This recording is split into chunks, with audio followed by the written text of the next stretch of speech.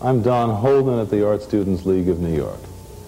Once again, we're in the studio where Robert Beverly Hale taught figure drawing and artistic anatomy.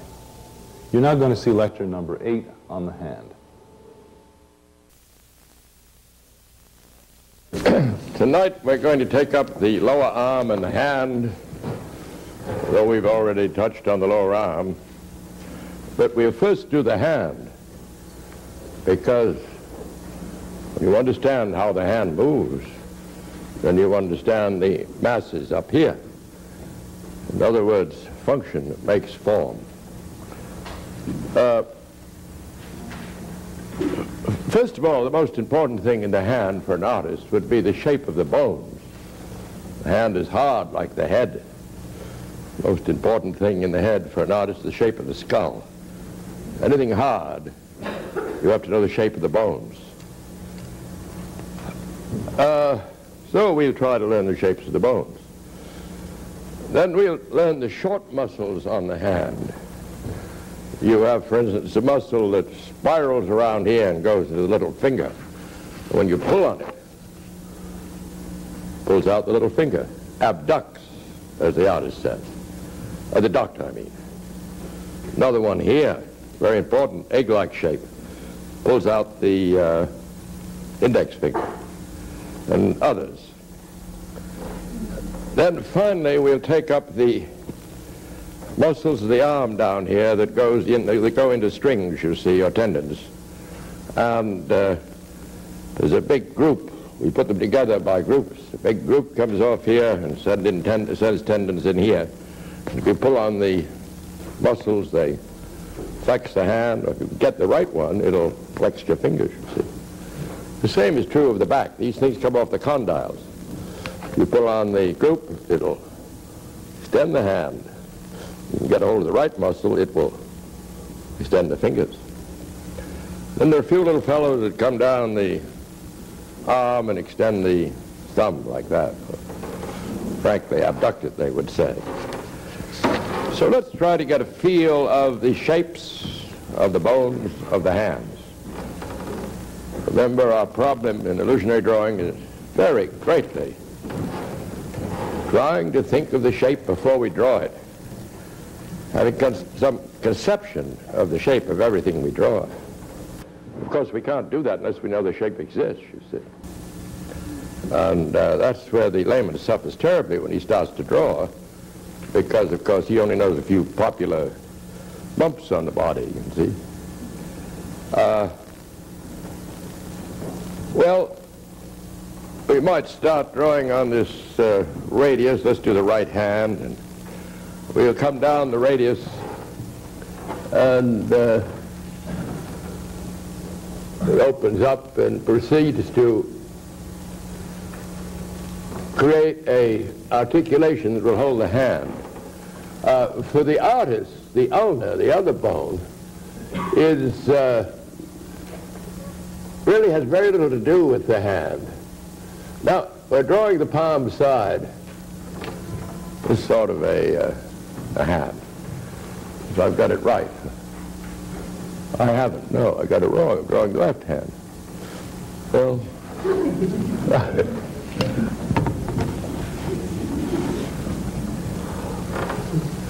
you see the radius is here.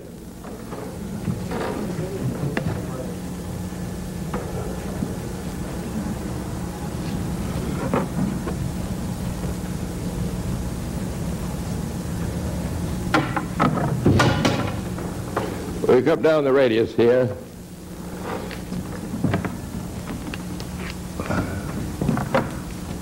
On this side. We might make it bigger anyway, it'll be clearer. And there's the cavity that holds the hand. And next to it is the ulna. There's that nice bump on the end that I think you're all familiar with. And you see it touches the radius. There's an articulation there. Now, when we look at the hand, we find it's made up of the carpus, which is this group of bones here, the bones beyond the carpus, which are called the metacarpal bones, and remember, this is the metacarpal of the thumb. And finally, the phalanges. Only two on the thumb, just like the big toe.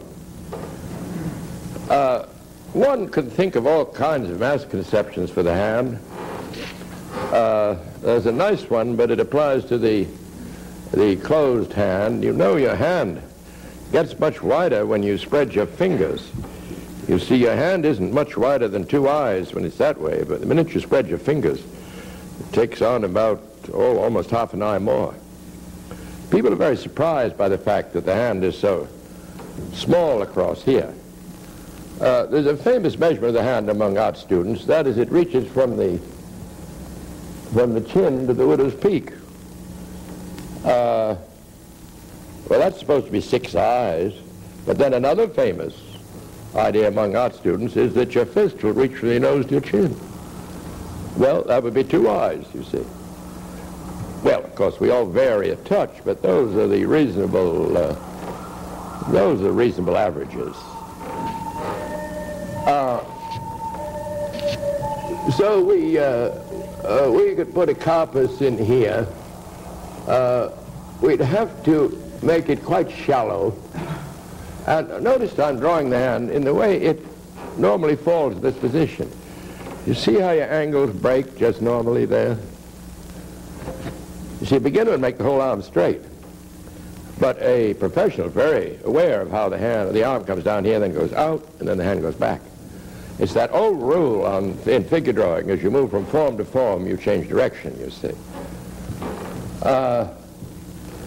Now, we can't split this thing with a line. It should be in the middle. That probably wouldn't come out so far. It should be in the middle. And the nice thing about that is that the metacarpal of the little finger, metacarpal of the little finger, which is firmly attached to the carpus, will run along that line. And all these metacarpals and metatarsals, the basic shape, and we have to have shape conceptions, would be a box and a rod and a ball.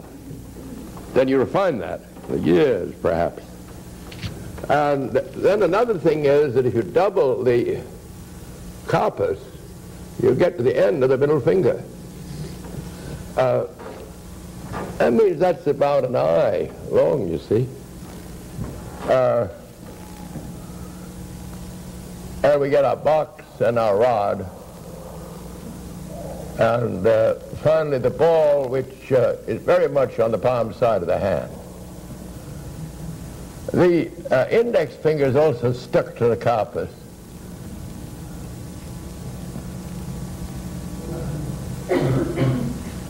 And you find you can't move it without moving the carpus. But these other two are very different.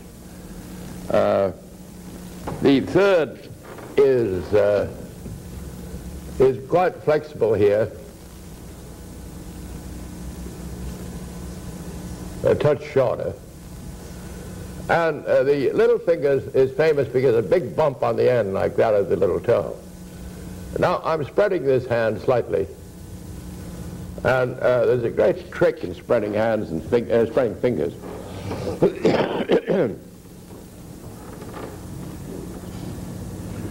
You take a point just here, and then you see, if you spread your fingers, you take straight lines and run them this way, and they'll hit the end of each finger if the hand is firmly spread. Guess you get the point by experimentation. I have it from childhood, because when I was in the 6th grade or something, some terrible little boy took a fountain pen and jabbed it into my hand and made a tattoo mark there that has conveniently lasted me all my life. It seems to be just in the right place. But you can find out where it is. It's an amusing line if you can think of it as a pin going right through the hand, because you can take points on the pin and still do the same thing for the spray. I mean, a point here on the pin. If the fingers are down, you got the right direction. In other words, you'll see me now, I'm spreading my hand. The point is about here, you see. The fingers will go along these lines. The thumb will do the same.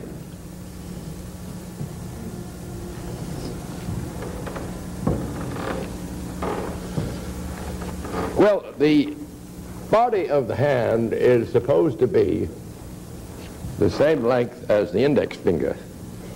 See, if I measure the body of my hand and then the index finger, they seem to be about the same. Now, that's a fairly normal idea. So we know that the end of the index finger should be about here. And each one of these bones is about 3/4 the length of the one before. Although it's not quite true on the last two. They're a little more equal. And the last phalange has the arrowhead that both the fingers and the toes have that support the nails, you know, on the other side. The index is a touch shorter. You know, artists get this feeling of curves here. I don't know there are any real rules about it. That's a little low, I think. But the index just a touch shorter.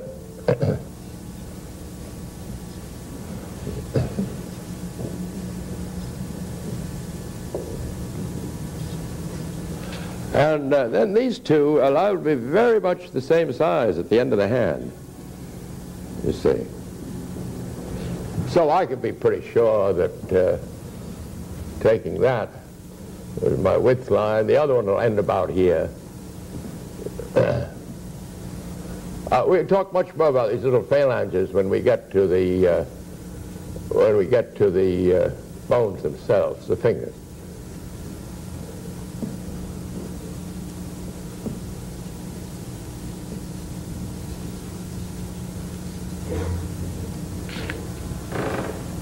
Now the metacarpal of the thumb, of course, comes off the carpus in its own peculiar way we'll talk about. And I don't know, the artist has a great feeling that this joint here is about equal to this one here. He likes to draw a circle there, you see. This one here and this one here. And so you get your second phalange about here. First phalange and the second with the arrowhead. This carpus is full of bones and takes a lot of study if you want to get it very exactly. But most artists just think of it as a quarter of an apple with the skin side on the back. Even Raphael seems to do that. There are little details I'll try to point out that we can learn, especially perhaps on the palm side. Well, we have to, I don't know that I have to run over those terms again. That's the radius, the ulna, the carpus, the metacarpal bones, and the phalanges, or fingers we call them. We have to think about the fact that we all came from the sea, and that our tears are salt, and our sweat is salt, and we have webbed hands and webbed feet like sea animals. And it comes as a surprise to people to know the webbing comes way down these fingers, halfway down.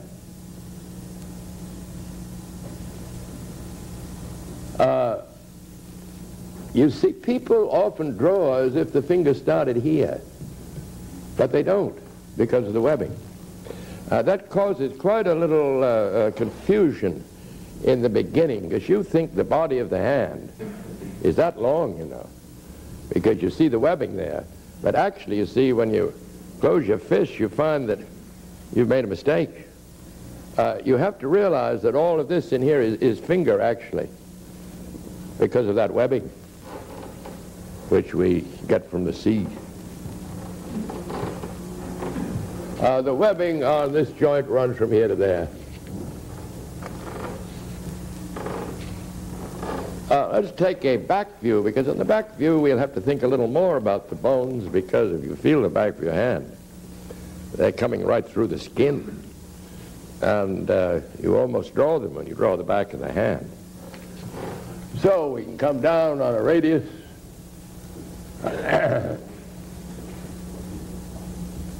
Open it out.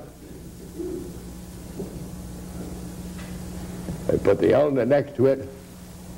And now we will take in a little detail, a little styloid process on the back of this prominent bump we feel here. You see, the end of the ulnar always shows as a bump at the end of the arm. The carpus sits in here like a quarter of an apple, the flesh side. Probably about an eye long that way. And if we can get the center line around the back and double the carpus, we'll know about where that middle finger metacarpal starts. So we, notice that I put the bone over to the right of this line. Now that we're on the back of the hand, the ball is not at all prominent. It's underneath. It's underneath there. Here's the metacarpal of the index, which is mortised, as they like to say, to the hand. That means securely fastened.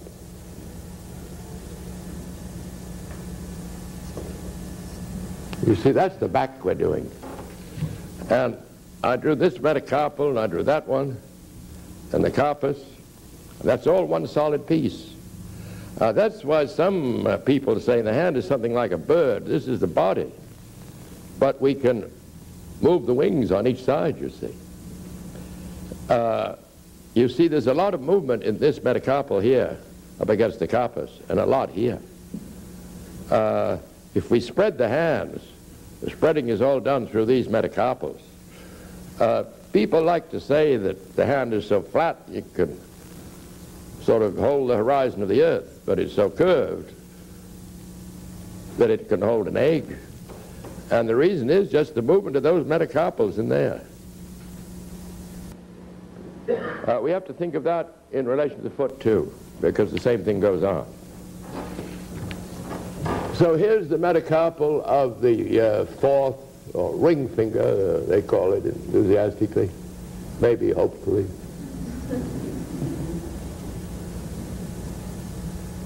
The ball very much on the bottom, and then the metacarpal of the little finger with a big bump there. That's one of our landmarks. It's shorter still. And the thumb comes out of here, metacarpal of the thumb.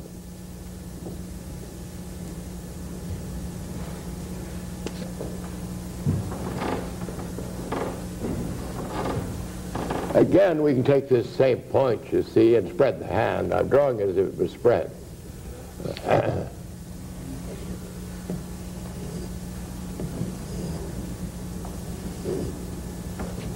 Just so you won't get mixed up, this is the palm. There's the back. Right away we can get the length of the middle finger, be twice the body of the hand. You see, this is what they call the body of the hand. Artists are very conscious of it. Carpus and metacarpus. They make a mass of it always when they draw it in their minds. The first joint, as I say, about 2/3 the previous. A little more equal on the end there. The index.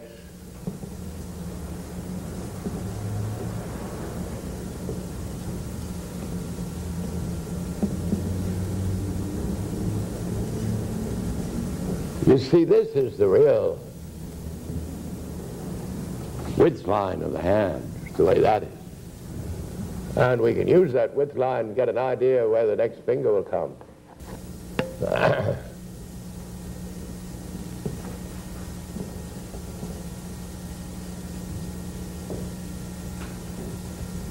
The little finger, oh, some people say it's about as long as the metacarpal.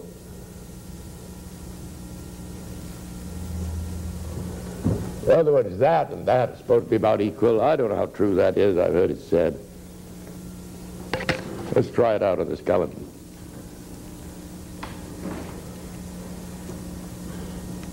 Doesn't look true at all here. I don't think that's a very good rule. Well,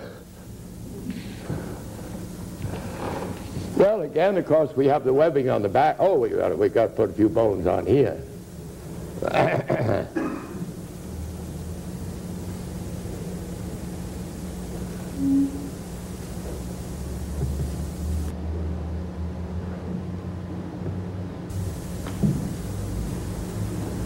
There's a little arrowhead.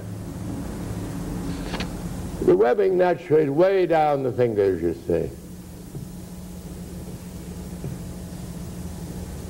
It runs from that joint to that joint. And help makes the skeleton look like a hand. Now, on the back of the hand, there are very curious little lines on the bones that artists study. There are little curved lines that run like this on the back of each bone.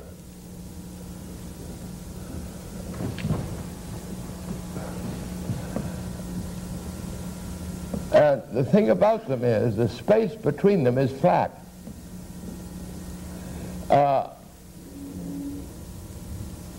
On the metacarpal of the index here, the bone has a little spiral quality. That's a very famous line, that one is. And the reason is that when you mass up the body of the hand, that line is the real edge. That's the edge where the major light planes meet. And to find an anatomical line where the major light planes meet is very rare on this human body. The line where major light planes meet usually exists in the artist's imagination. And that's why primitives and beginners could never draw it.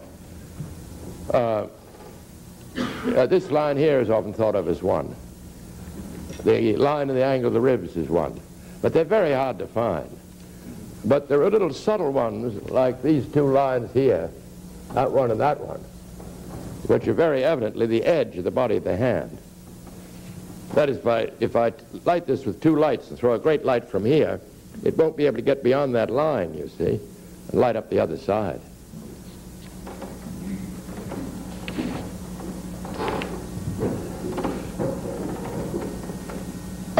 One of the great mistakes, it's awfully hard to explain, one of the great mistakes beginners made is not to realize that artists break their planes with their mind, not with their eyes.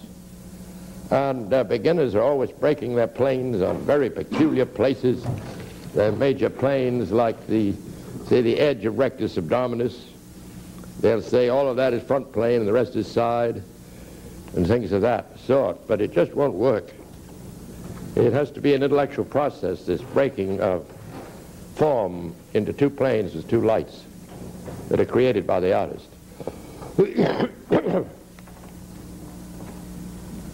The knife edge of the tibia is one of these breaks where the major plane often meet. Tendon of tibialis anticus they often meet on. But very seldom do they meet on an anatomical line. Well, there are your hands. I think you know what the movement is. You can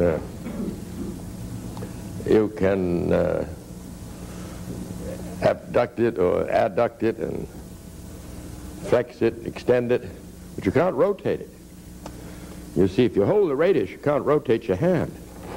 The rotation is done, as we said last time, in this peculiar way of the radius carrying the hand over the ulna. You see, the radius is a rotating bone, and it rotates over the ulna. This ulna here can be in any position, but the radius can still do its stuff, you see. But of course, there have to be muscles that do that. And they, of course, make up a lot of the form of the lower arm. But what we're going into are the short muscles first that have such an influence on the hand itself. Well, I was talking about one that pulled out the little finger, but I think maybe before we do that, we might draw some other views of the hand so we can get a better idea of the feel of the bones. Let's draw this view of the right hand. we'll find that we can put the body now very conveniently in 3 cubes. All about an eye's height, width, and length. And the carpus, which is really a quarter of an apple, doesn't quite come to the bottom of that cube.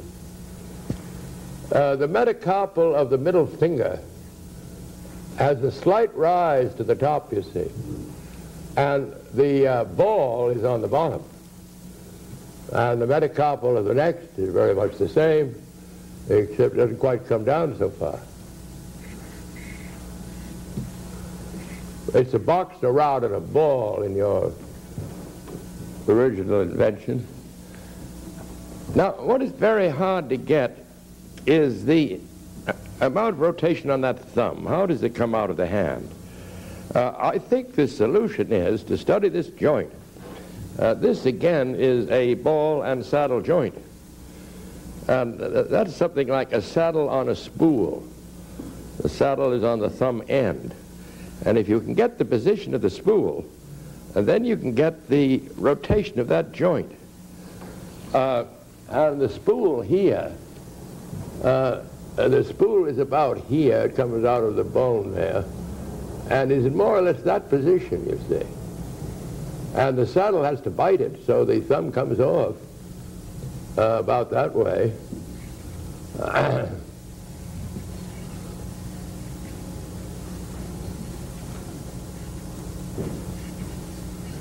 Well, just place that spool in your mind, and then you can feel the amount of rotation on that difficult thumb. You see, it's looking this way. It isn't looking this way or anything like that. Now, I find the books say there's no actual rotation in the thumb, but it's a lie. Certainly, if I do that, my thumb is looking this way. If I do that, it is looking that way. It may have to do with the looseness of the joint, but there is a certain amount of rotation in that thumb for the fastidious. I don't think it makes much difference. Well, I suppose we'd see underneath there. I don't know that we could. I don't believe we could, no. We'd see the bones now coming off. And they, too, you see, they have a bump and a rise, and another bump, and a bump. Rise, and another bump. And the last one goes up a little.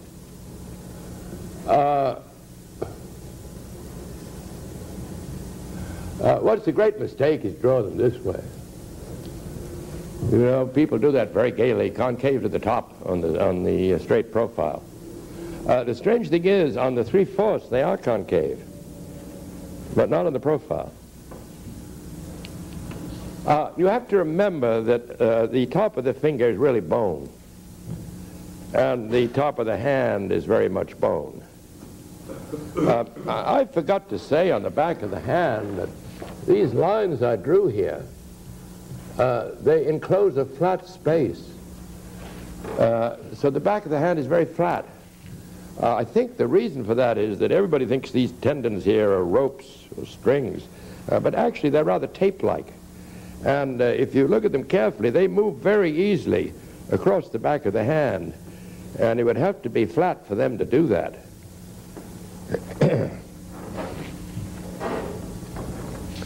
Well, there'd be a middle finger here, which would be just a touch longer. But I think the secret of all this is to remember that those bones are a bump and a concave to the convex to the top, and then a bump and a convex to the top. Unless you get over to the 3/4 view, the thing to do is look at them, at the skeleton, and see what happens to them. Because the finger takes on their character enormously on the outline.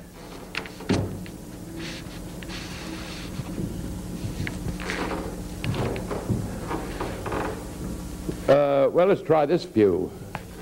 Again, we can box up the body nicely.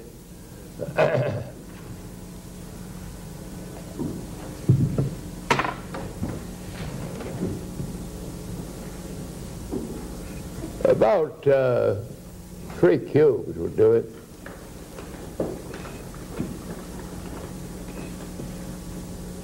And the carpus will come about to there. And now we'll see the middle finger, the little rise the other end. And the next finger coming down slightly. And then the next one with a big bump like the little toe, probably about to there. And we can take these fingers off.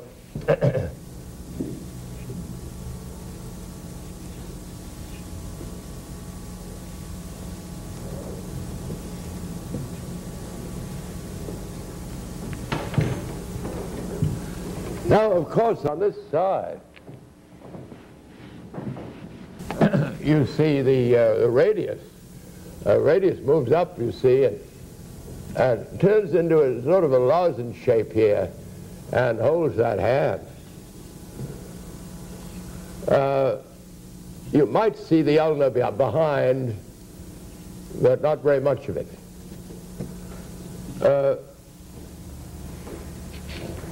The curious thing about this hand is that this is the carpus here, as it is there. But if I do this, this is the carpus here. In other words, the arrangement seems to be something like this, that if I throw the hand down a bit, we get the carpus there, you see. But if, on the other hand, I decide I'll throw the hand way up, we can almost think of the body as egg-like. And we'll feel the influence of the carpus there. You see, there it is, big bump. Of course, another saddle joint you're dealing with, of a sort.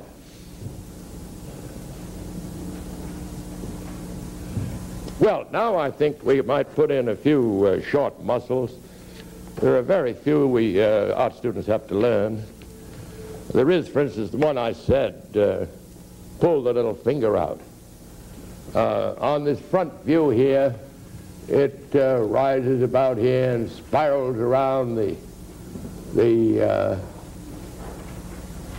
bone and goes into the side of the little finger so that it can abduct it, they would say. You see, abduction, they think of the hand as a unit, so that would be abduction, and that would be an abduction of the thumb.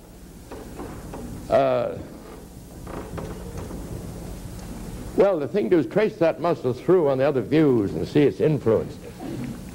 And trace them all, as a matter of fact.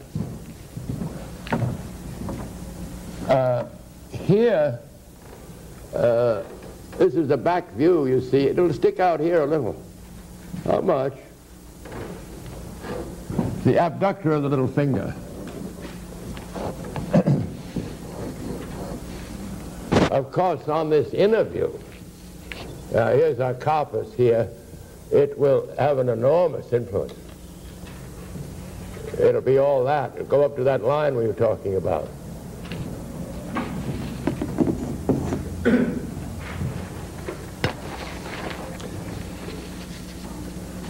Well, the abductor of the index really makes a skeleton look like a hand. It's, among artists, a very famous egg-shaped mass. And it lies in here. Let's get the back side. It lies in here. It's a muscle like that. It runs right up against the line we're talking of. It has an attachment to the thumb that doesn't seem to have much influence on the thumb. And the little tendon goes into the side of the index there, and of course pulls it out like that. That's the abductor of the index. Some of your books will call it one of the interossi, but I think that's much better for art students to think of it as the abductor of the index.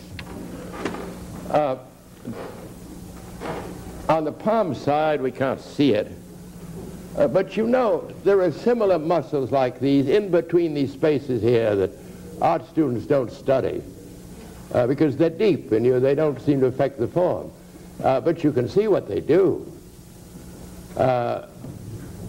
They're the ones that enable you to move your finger backward and forth like that, you see. And they fill up the space between the bones, and they're called the interossei. And it's evident that this one and that one are just part of that group, really. Now, we have here a very peculiar muscle, very deep, that runs from the, this is the palm, remember, runs from the metatarsal of the metacarpal of the thumb right across, very deep, to the middle bone there. And what it does is to pull the thumb that way. Well, now, wrinkles form across the pull of muscles. And that one is particularly famous because that creates your lifeline, you see. That's why you have a lifeline, on account of that muscle. Well, as a matter of fact, I was going to say that you could always combine the study of the hand with fortune telling, you know. We artists use the same lines they do. And then you'll always have a little career on the side, you know, to keep you in paints and canvas.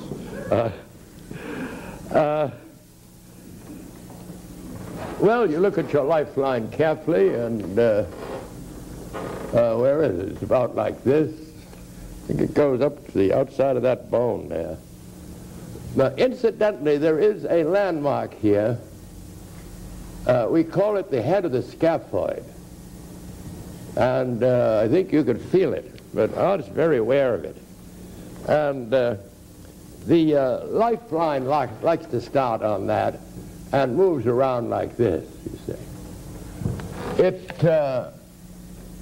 It'll tell you how old you are if you take a point about here, you see. That would be about 50. Well, that's about 25, that's 75, and that's about 100. So just one glance, you can tell how long you're going to live, you see. There's a wonderful story written by Max Beerbohm, the Englishman, about a group of people who were in a train, and there was a fortune teller in the train.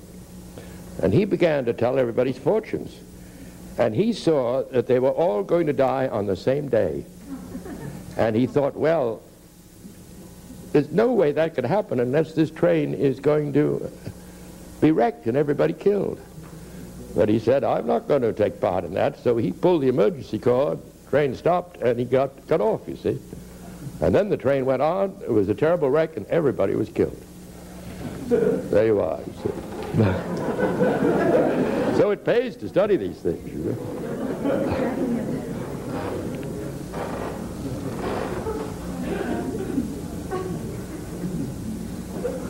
There's a very curious muscle here, and anatomists really don't know why it's there.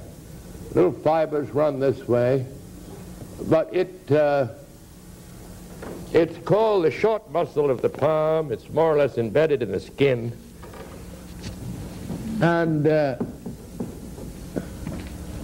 are lots of theories about it. One is it helped primitive man to cup his hand when he wanted to drink water and things like that, but it's found on very few animals. But for us, it makes a big bump, you see there. In other words, when we think of the body of the hand, and you know this is it, we think of either squared up form, or I think perhaps more often a form like that. And we find, you see, there's a bump on each corner. There's a great bump there. Frankly, there's a bump here too, but it comes from the actual bulging of the bone there. There's a bump here too, but it comes from the bulging of that bone. Fortune tellers call this business leadership. That bump there is very large. I can't think of any reason except if you worry so much about your business, you get a little arthritis. It gets a little larger, but that might be the reason. There is a muscle that starts there. As a matter of fact, it's a group of three. And they run up to this joint and bend it, you see. I think it overtakes the outline a little bit on this view. It runs up to that joint and bends it. It's a group of three muscles. And they'd be, in the books, pretty much the abductor of the first phalange. But the fortune tellers call that the bound of love. You see, if you have that strongly developed, you're very attractive to the opposite sex. There's no doubt about it. Except if you think your way around it, if you just exercise it a little, you see. We get larger, larger, larger, and it might not change your position in your particular world. Maybe thumbing cows, milking cows would improve that. There are very, you ought to look at it a good deal. When you bend it, you get very interesting wrinkles across here that are used by artists. So you see on the body of the hand, we more or less feel there are 1, 2, 3, 4 bumps that are quite clear. Now, as I say, these muscles can all be transferred from these diagrams to the other ones. If I take this here, you see, not only do you become familiar perhaps with the bump of the scaphoid. Oh no, that's the wrong side. Where am I? Oh no, it's not the wrong side. No, that's another one. Another landmark here. That's the most famous, I think. A little further out, perhaps. That's what they call the pisiform bone, or the pea-like bone. And it has good reasons for being a landmark. The main one is that this tendon goes directly for it. And it would come down here a bit, you see, and we feel this bump starting right off from it, you see. Sure, if you look at your hand, you get those 2 clear bumps there. And this one, too, will start off there.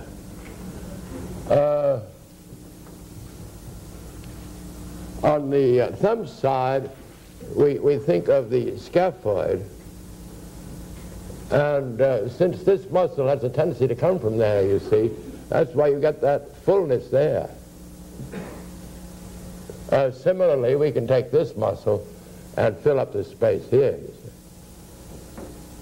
with that nice egg-shaped muscle. That's the abductor of the index.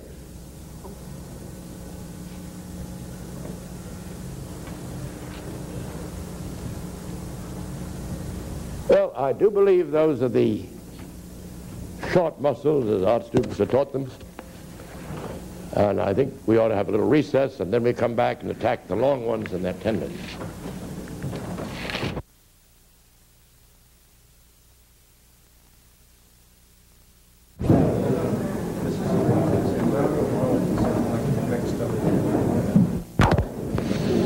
Well, now let's move up to the lower arm. And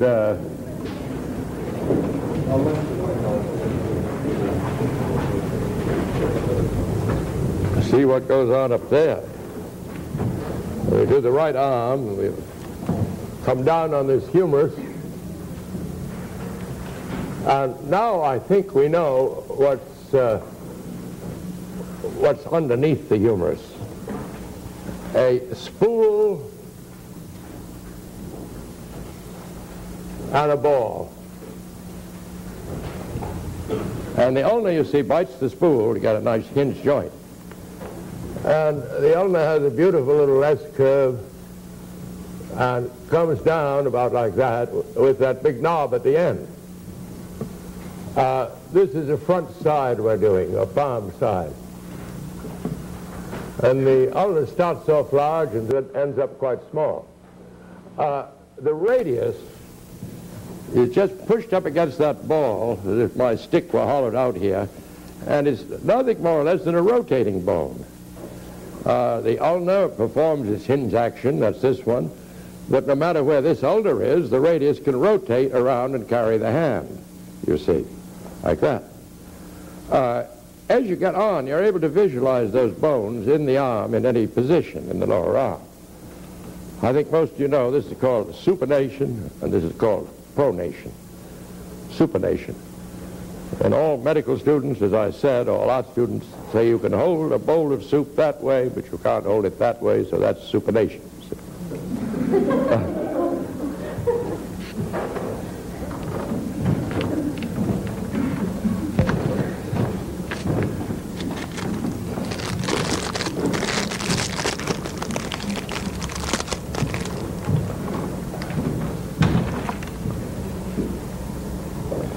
Now, the body of the hand is down here. Oh, I haven't drawn the radius yet. The radius is just pushed up against that ball, and it starts small, but of course the end's quite large, and it has a place for holding the hand, you see.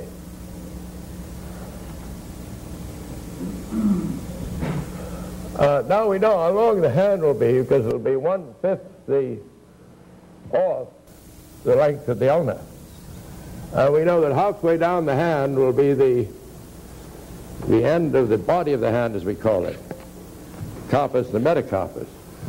So we could, no, I don't think I've quite hit it, have I? Not at all, about here. So we could fit that sort of a shape in there.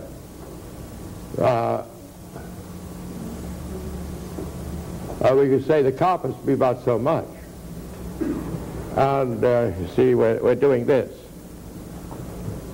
And we could get our little point and get the feel of the fingers for a spread hand. We could feel the thumb of some sort and finger or so. And that, of course, would be the palm. Now, we have to flex the hand, as they say, and we have to close the fingers. And there's a whole group of muscles we call the flexors that come off the interior condyle, which is this thing here. Very famous landmark, this thing here, you see. And they belly out on a man about halfway down the arm. And they form the flexor group. As I said last time, the way to go after this is function. People go crazy trying to learn these muscles. As soon as you figure out what they do, it's not hard. Because anything that flexes is always called flexor something, you know, flexor carpi ulnaris or something like that. Now, well, let's take up flexor carpi ulnaris. It's in this mass here, but the artist hardly distinguishes it from the other. But he's very aware of the tendon that comes down and goes into our landmark, you see, which is the pisiform bone. That's one of the great lines in the business, because that, of course, is this sharp edge here. And that, of course, is an anatomical line where the major light planes meet, you see, again. And there aren't many of them, I show you. That's called the flexure of the carpus on the side of the ulna, flexor carpi ulnaris, they say. Because nowadays, in their last meeting, the anatomists decided they'd make every anatomical term a Latin term, every one of them. But we art students, we lag behind a bit. On the other side is another flexor buried in there, and that heads towards the scaphoid bump, and that's very famous among doctors, that one. That's flexor carpi radialis. The reason it's famous among doctors is that if you can get your finger on it, you can come down, you see, and then when you get to the bone, you can press, and your pulse is right there. And if you're alive, you can feel your pulse.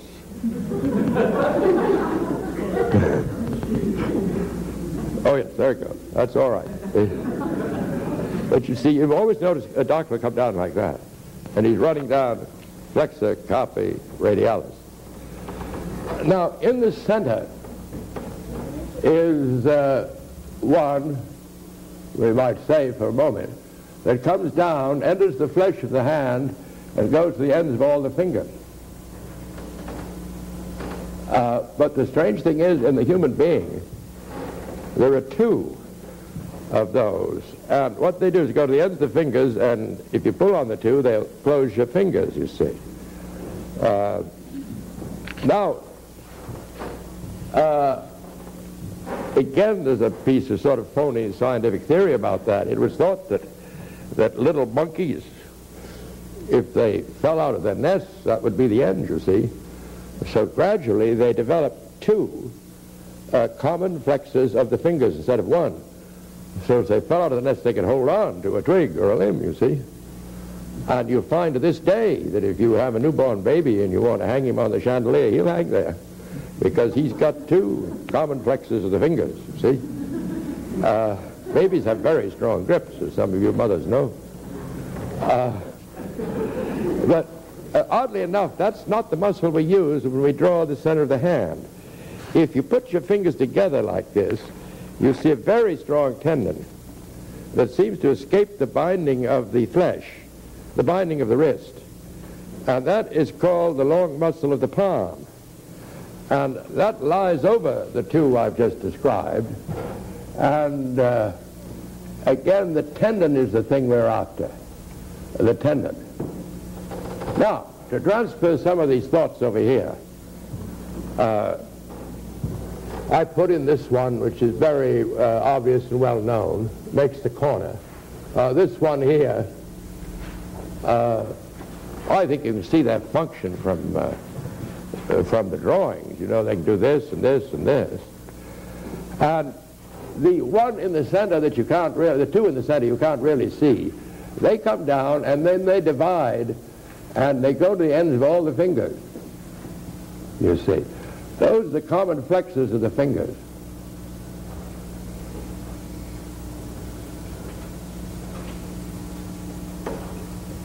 Right down the center, the very end. That's the reason you can close your fingers. But the one the artist draws is one that's quite near this one, which overshadows those others. And all it does is just spread in the flesh of the palm. And it's called palmaris longus. You see that little baby in there I was talking about? That's palmaris brevis, or the short one. Now, these muscles on men, they come about halfway down, because men are short muscles. On women, they're liable to come a little further down, which makes the women more graceful. You see, I've told you, I think, that we're all divided between long-muscled and short-muscled people, and variations in between.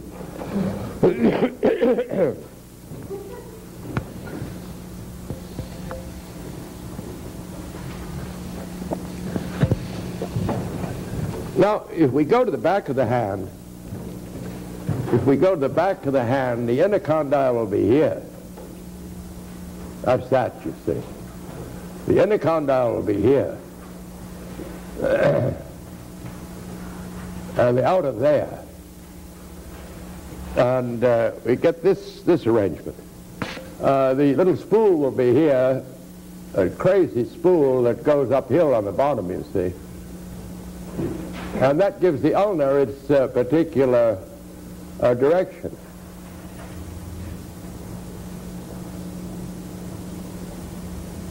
The ulnar has a big bump on the end. This one's a little smaller than the other. The radius is pushed up against the ball, you can still see from the back. And it comes down and opens out to make the articulation, as we say.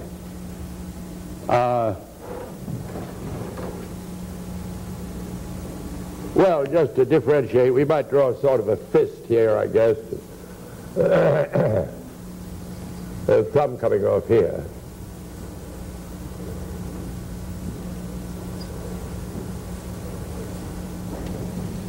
Now, this flexor group,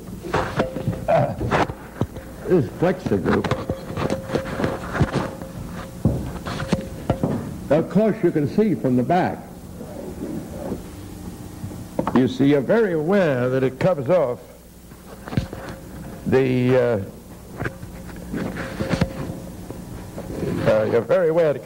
inner condyle.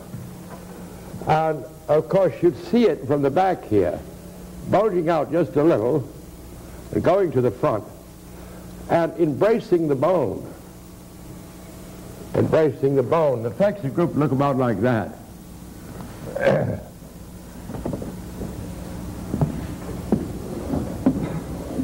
But dominating the back of the arm is the extensor group. And it's very much the same idea. It's a group of muscles. You see, it swells out like that. It embraces the bone quite a little. And it has in it muscles are very much the same type. It has a flexor on the side of the radius that sends a tendon down that goes in the hand there. Then a flexor on the side of the ulna comes down there. And between the two of them, oh, they'd be extensors, I'm so sorry. Extensors, of course. They can do that sort of thing. To put them on the big pictures, this, of course, is flexor carpi ulnaris. If you're taking a ride over that styloid process, it really goes all the way up into that bone there. And for pretty good reason, too. You see, it would come up along here, and it would have to go in about there, otherwise it couldn't pull the hand into that position, which is what it has to do. Extensor.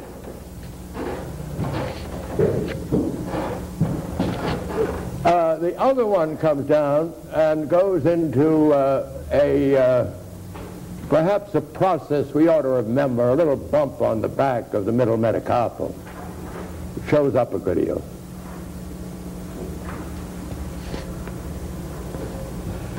Well, the rest is about what you'd expect. There's another one in the middle, the common extensor of the fingers, and that comes down, it goes to the ends of all the fingers in the center there. In this diagram,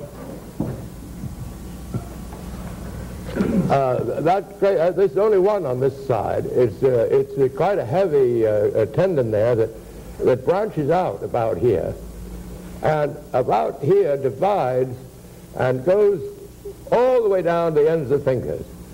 But as an artist, you never see it go beyond halfway down the first phalange. Of course, those tendons are used a lot by artists. You know, if you put your hand above your elbow, the veins go away. And you can see them here, you see. But you never see them much beyond here, even though they go all the way down to the bottom. And those are the common flexors of the fingers. Now, we have one more group that artists call the supinator group. The supinator group. And it's loosely named, I think, and it consists of two muscles. And it's very important in drawing, however. You see it on the front view. Of course, on the front view, we'd see this one here, you see, hiding behind the bone. I better put on these what these are. That's the flexor, you see, the flexor group. And that's the flexor there. But this is the extensor group.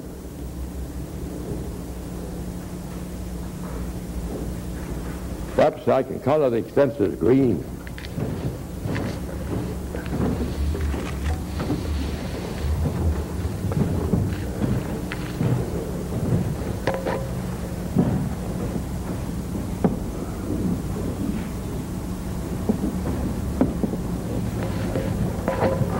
You see, this is the back view. This is palm or front view. Of course, there's a furrow in here. It's quite famous. That's the ulnar furrow in between the two groups. Now this great supinator goes way up the arm here. And it's a group of two muscles, and it pretty much covers the green group.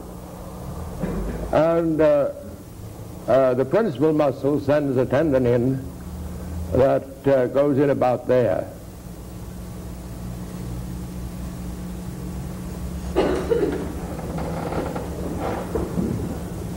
You see, the reason it's called supinator, I'd have to see if I can get a back view in here for you, or at least get the arm into pronation.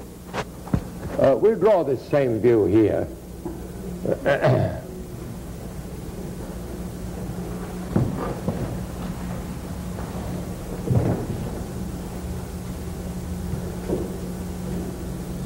And we can remember all the same things. The ulna will remain the same, you see.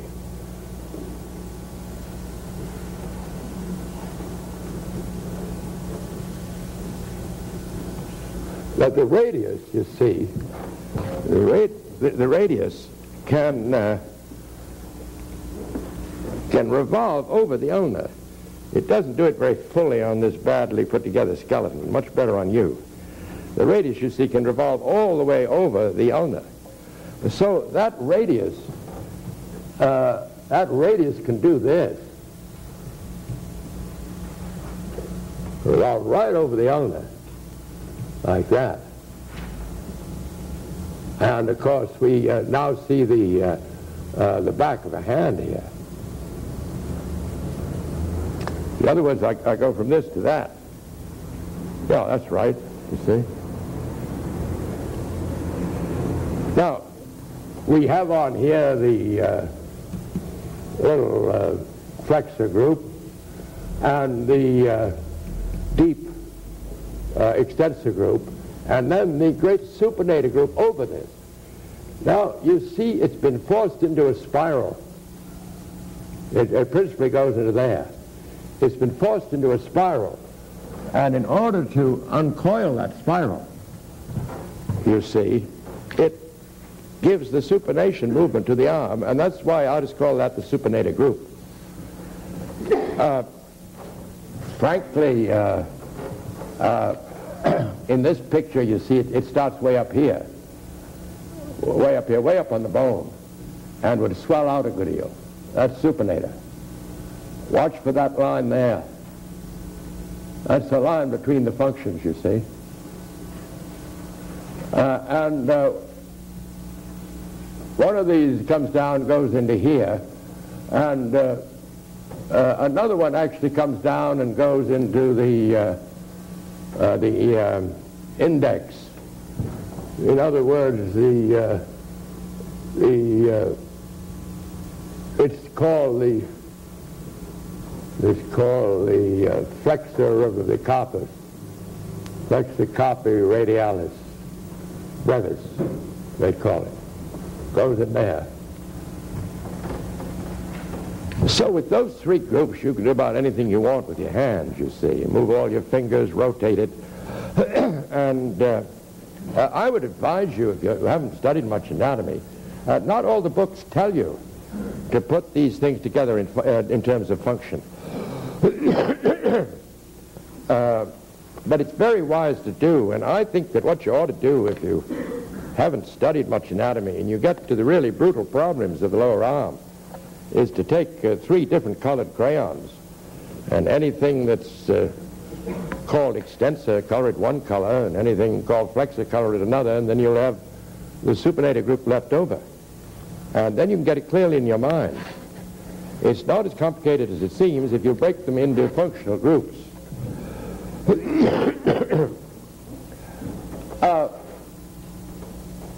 On the back of this arm, there's a little more subtlety going on.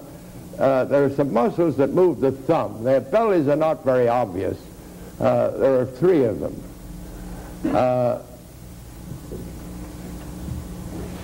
Like that. And they're put in underneath there, and the tendon of this one comes down and goes to the base of the thumb. The real importance of that thing is that if I drew this anatomy very carefully, it would be very jagged. You see, I'd get the little scaphoid and the trapezium or trapezoid, whatever they call it. I get something like that. But if you look at your hand, you'll see this beautiful free sweep there. And that's the tendon of this one that's buried in there. I guess it would be called the abductor of the first phalange. It is accompanied by the second one that just follows it, except that goes in to here. And if you look at your hand carefully and move it up and down, you'll see the 2. You can see the 2 at times. But I think most artists consider them as one, because they look a lot like one. Now there's one more that goes to the end of the thumb here.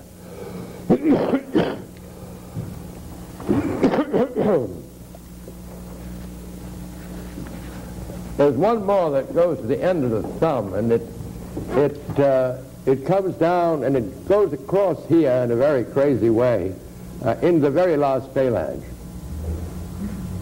And if you do something like this, you'll see that great hollow between those tendons, between the two here and the one there. That's called a snuff box, because in the old days they put a little snuff there, you know, and slip it and get a high. Nothing but a nicotine high, actually, but and they still do, you know, they still use snuff in places where fire is in fireworks factories. Strange enough, the U.S. Senate, there is a snuff box about, just for old time's sake, I guess.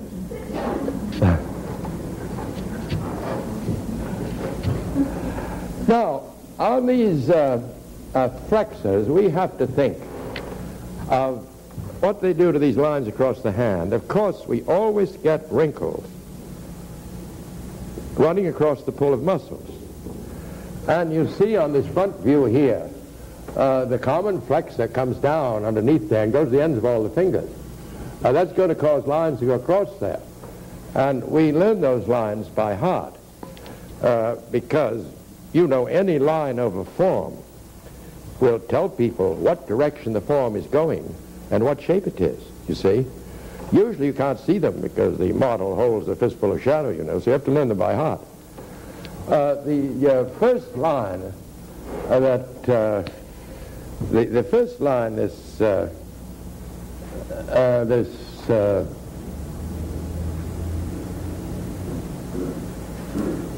flexor group creates is that one, which is called the headline by the fortune tellers. The next one is called the heart line. Runs a good deal like that. You see, those are flexor lines and caused by the pull of the muscles. The next ones have to do with these pads on the joints. The curious thing is the pads don't fall where you think they ought to.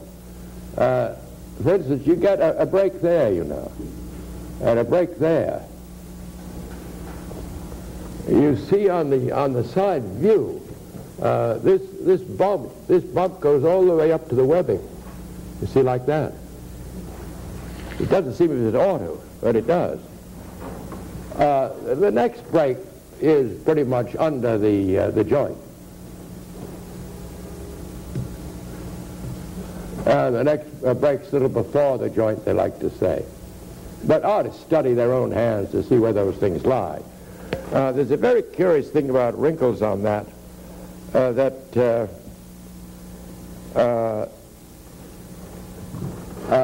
you always get two wrinkles here on the palm side. And as I remember, a couple here as well.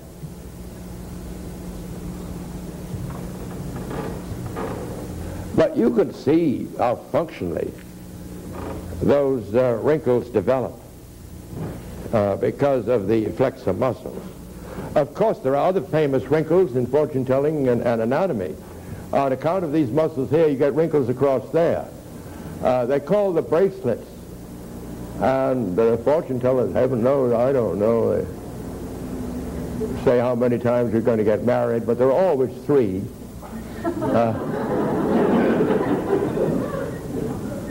Well, that's all right in the Greek Orthodox Church, but it all depends, you know. The Greeks are very sensible. They say you can get married twice, but the third time you have to stay married, because by that time you ought to know enough not to be foolish anymore.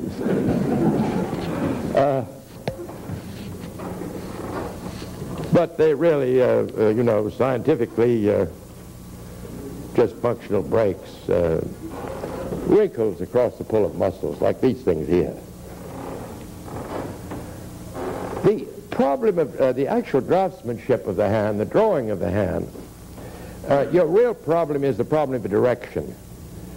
You see, you have to decide on the direction of the body of the hand, of the wrist, and of each one of the phalanges. That's something like 17 directions in all, you know.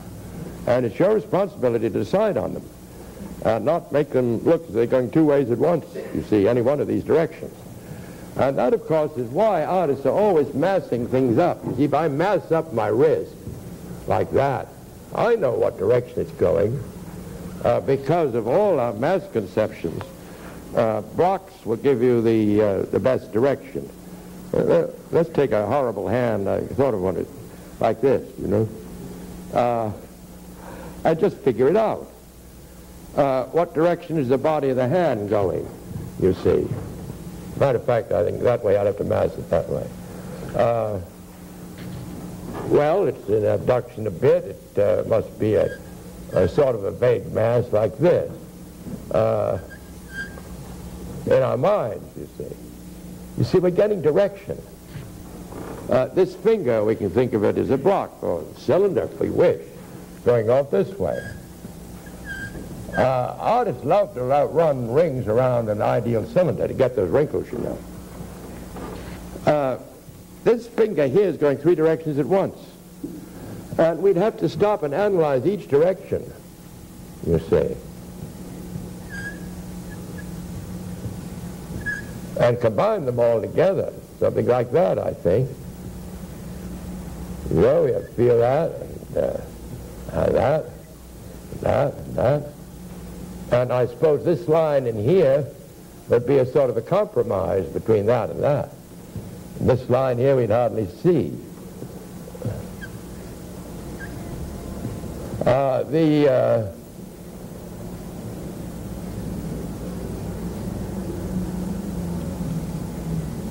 The thumb, you know, runs from its point of origin here up to the other finger. We can just think of it as some sort of a simple mass, like that. But we ought to know its direction. We could either box it or put circles around it. You see, putting circles around things gives them directions, gives them axis direction, you might say. Here's another finger.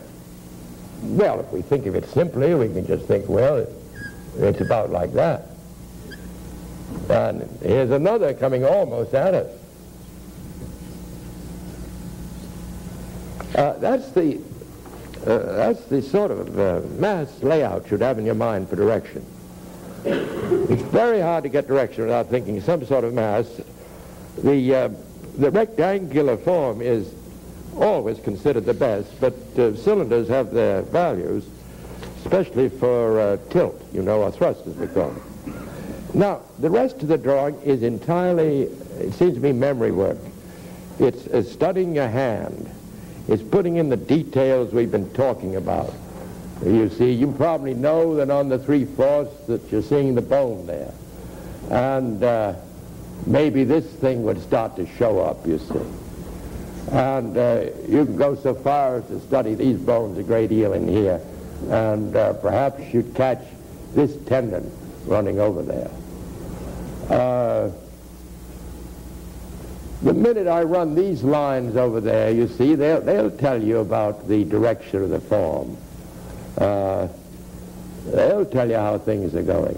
And if you didn't know the way the body of the form was going, you couldn't run those lines. These landmarks here, all artists know those. You see, that one will come there. That's the pisiform bone. There's the flexor. The thumb has its individuality, I suppose, but you know a good deal about it. And we now know that we have this big mound here, and we know that in this position it has these very startling wrinkles over it that are all going this way, you see. Palmaris brevis we always feel down here as a kind of a lonely thing, you know. The lifeline is in there. And it's just memory, I'm afraid, from now on. Of course, at the risk, there's no doubt we'd probably talk about that one, which is this one. Undoubtedly about this. And then about the long muscle of the palm, you see, that's the one that takes the outline there. Never quite in the middle, a little towards the pisiform bone. And as you study them, they get easier, especially if you mass them up a bit, you know, and feel their direction. I think one of the most startling examples of mass is that little thing I may have done in the beginning. I can draw a finger like this. But I have to know which way it's going, don't you see? And if I haven't been taught to square up as an artist, and the minute I square up, of course, I put it in blocks, and then I can tell which way it's going, you see. First, you've got to put a nail there. Now I can take just the same old thing, and I can square up this way. And then where would I be? Underneath the finger, you see. You see, this one is that, or this one is that. And that's why you find instructors are always telling you to square up, for one of the reasons. The other is to remind you of the two major planes. But you have to learn to do it the whole body, and it seems to me the only time you can do it is in the art schools, you know, because those are construction lines. And you don't want to mess your drawings up with them after you grow up, you see. So get them so they're second nature, this squaring up. Of course, they're directly related to perspective as well, you know.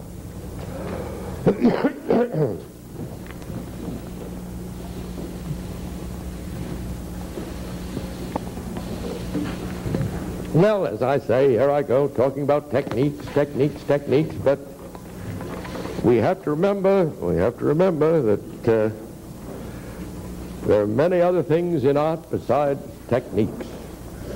And somebody once said, "Mine eyes have missed the glory of the coming of the Lord. I was searching through my pockets where my visual aids were stored." You see, that shows you what techniques get you. We have to get these techniques so that they are subconscious and automatic and do not overwhelm us with their importance. Because as artists, we're not really deeply interested in them themselves. We're interested in other things, and it's very hard to say what these other things are. And people take a try. T.S. Eliot said you had to hear the mermaids singing if you were going to be an artist. And as some of you know, T.S. Eliot wrote a poem, T.S. Eliot, which went, "I have heard the mermaids singing each to each. I do not think that they will sing to me. I have seen them riding seaward on the waves, combing the white hairs of the waves blown back when the winds blow the water white and black.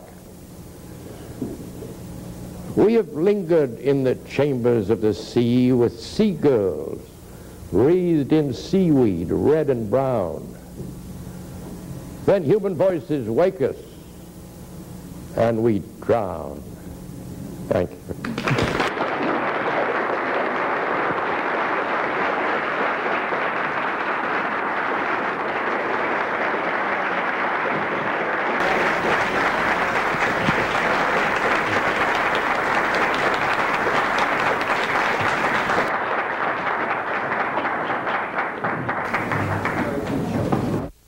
You've just seen Robert Beverly Hale's lecture number 8 on the hand, one of 10 lectures on figure drawing and artistic anatomy. We hope you'll join us for the next lecture in the series, lecture number 9 on the head. This is Don Holden at the Art Students League of New York.